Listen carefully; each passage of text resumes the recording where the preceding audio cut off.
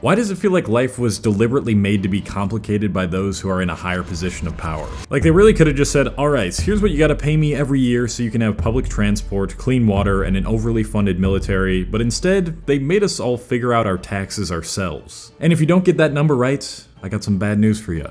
Enjoy jail. Then there's the matter of figuring out the right amount of everything for you and not for anyone else. One side of the internet tells you that running every day is a necessity for optimal health, but when you try to do it, you end up getting cramps and injuring yourself. So you scale it back to only twice a week, but then you realize you're sitting too much and you feel more lethargic than when you were injuring yourself before. Diet, exercise, relationships, purpose, careers, wealth. It's all a giant mess with no one-size-fits-all solution. And we're not dogs, we can't be entertained by the same ball that our owners use to play fetch with us, or eat the same exact pellets of food every single day. The human experience is, and always will be, drastically more complex than that. So, what do we do? I was recently scrolling through Instagram and saw a post from one of the people I follow that was promoting a bundle of programs related to off-grid living. It would teach you how to grow all of your own organic food, build a home so you don't have to pay mortgage or rent, and have all the luxuries of modern life with the added benefit of self-sustainability. I've seen this trend of off-grid living in response to the insanity and complexity of modern life, but I'm not entirely sure if it's the answer we're all looking for. So I decided to ask myself, how would I enjoy off-grid living? Well, I think it would be quite nice to not have to pay mortgage or rent, but that would require a hell of a lot more upkeep for me than I currently do. If anything went sideways in my house, then I would be responsible for fixing it. I'd probably learn some really valuable plumbing and carpentry work in the process, but I wouldn't be able to dedicate as much time to leisure or career work. Not to mention how much work it would take to grow and cook all of my own food. I also would probably live so far away from anything that I wouldn't see friends that often, or get to experience different events that are easily accessible in a big city. So I don't think this answer to modern life's complications is actually the right answer for me.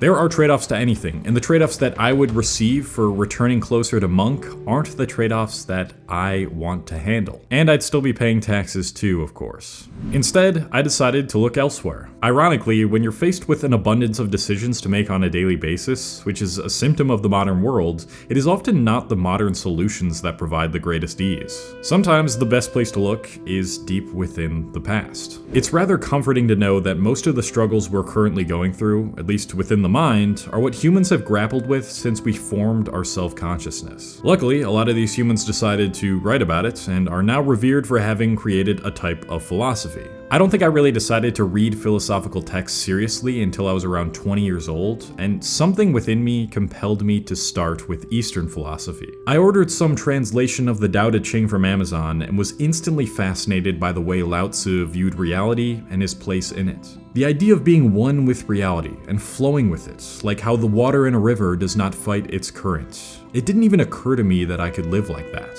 I was so hung up on accumulating as many material possessions, friends, and achievements that I could, and then this dude from thousands of years ago shatters everything I believe in and tells me through his book, yeah, actually, you should be seeking the lowest place possible. Always exercise humility. So I wrote down all of the most impactful parts of the Tao Te Ching in a small journal I had where I'd been recording my thoughts and goals during that time. Practice non-being, effortless action, and contentment with what you have.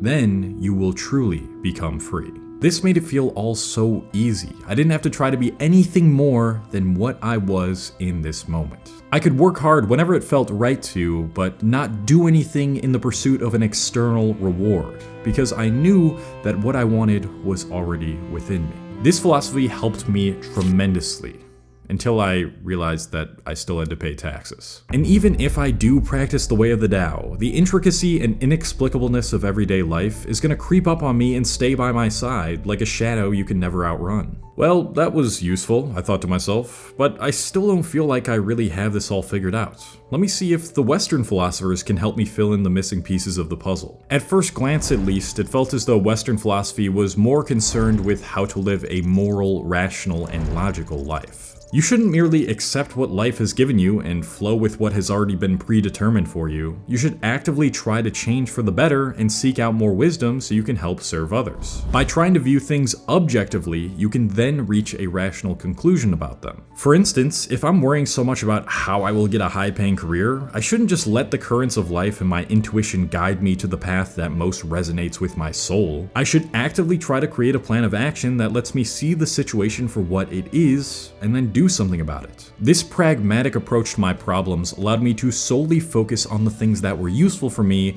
without viewing them with a spiritual essence surrounding them. And in doing so, the most important question to ask in any situation was, how can I approach this rationally? So I started with producing more structure in my life. I asked myself, what's the most interesting career I would be willing to pursue, since I need money to pay taxes, and work hard on that has a very low barrier to entry and almost no risk attached to it? And I came to the conclusion that trying to become a content creator would be my best bet. I started scheduling all my days and setting goals using apps like Sunsama on my computer and in my phone, and I would carefully weigh out each next decision I would make that would produce the most favorable outcome for the goals I was trying to achieve. These technological and practical philosophical tools finally gave me the direction and certainty I was so desperately searching for in my life, whereas the Eastern philosophical ideas provided me with a greater sense of relief. There was so much less to think about surrounding what I should do and whether or not it was going to work out, because I knew that the path I created was my own and that it was the path that had the best chance to fulfill me. And all the while, I had the chance to positively impact others in the long run, which aligned with my moral beliefs. Having the ability to track my days, what I've been getting done, and how much progress I'm making in my life has been disproportionately useful in comparison to how long it takes to set all that stuff up. If you are struggling with your direction and finding more fulfillment in the things that you're doing regularly,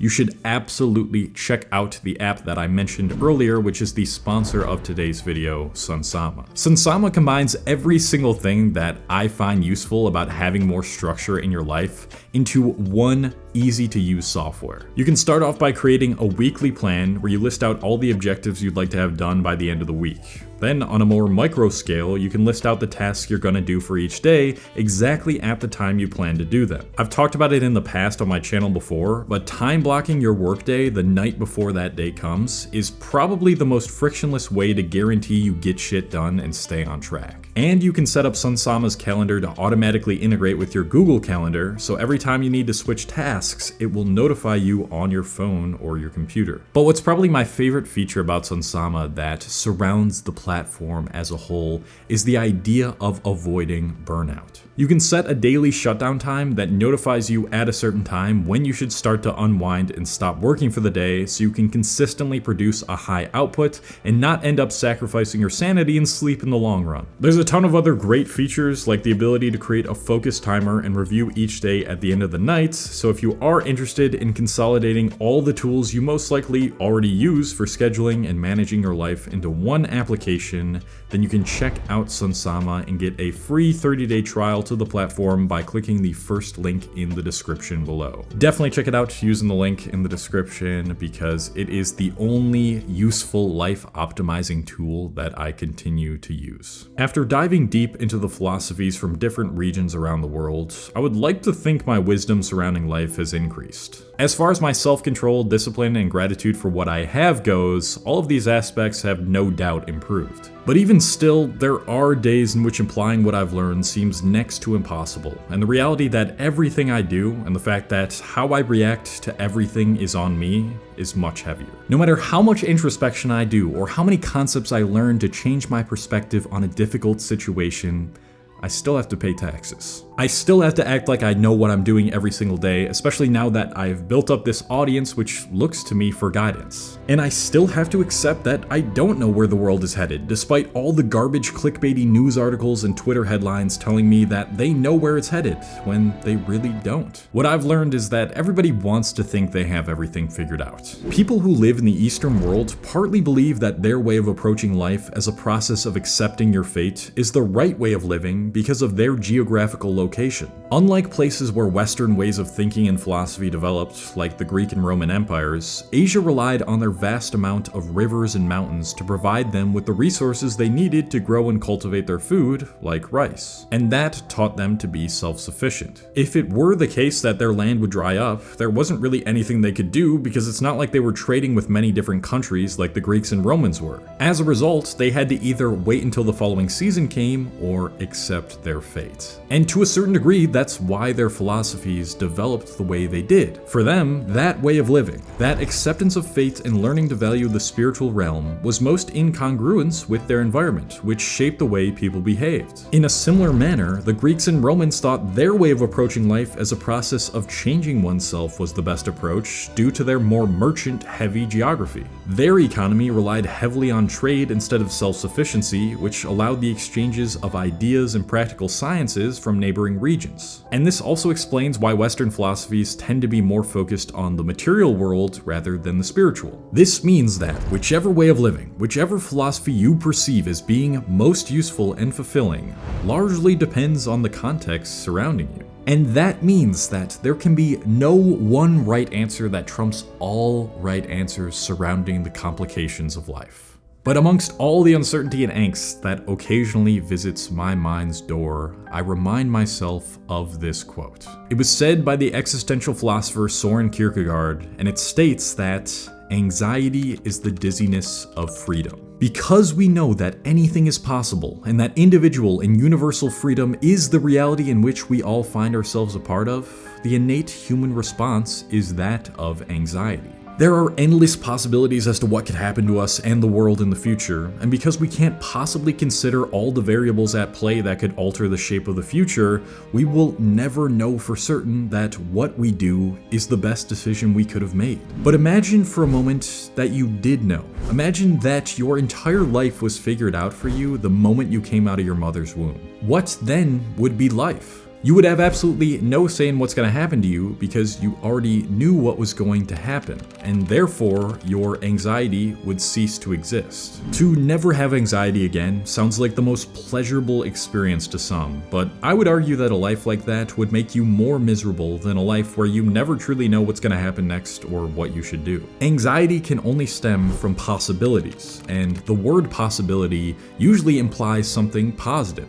What I've realized is that I think I want absolute certainty. I think I want to have life all figured out and for it to be easy and for it to come with clear instructions, but I actually don't. Because then I'd never have the opportunity to explore the possibilities of what I'm capable of. As existential psychologist Rollo May put it in his book, The Meaning of Anxiety, because it is possible to create, one has anxiety. One would have no anxiety if there were no possibility whatsoever. Creating, actualizing one's possibilities, always involves destroying the status quo, destroying old patterns within oneself, progressively destroying what one has clung to from childhood on, and creating new and original forms and ways of living. If one does not do this, one is refusing to grow, refusing to avail himself of his possibilities. One is shirking his responsibility to himself. Anxiety is no longer something I try to solve by studying all the different approaches to life that I can, but instead, I study all the different approaches to life that I can because I know that with each new habit, thought pattern, or philosophy I adopt, I am opening myself up to new anxieties, or in other words, to new possibilities of growth.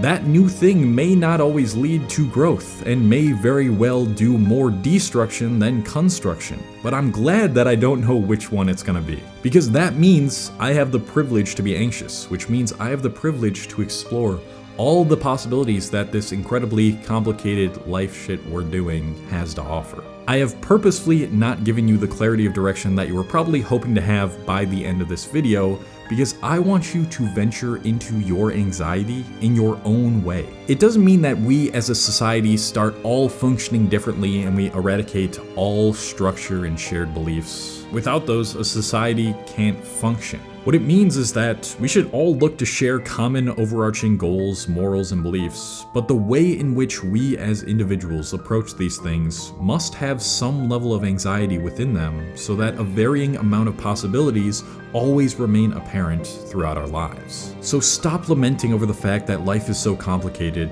and instead use that privilege you have to feel life's complications to carve out a path unlike any others adjacent to it. It'd be cool if the government would just tell me how much I have to pay in taxes, though. I could definitely use less anxiety surrounding that.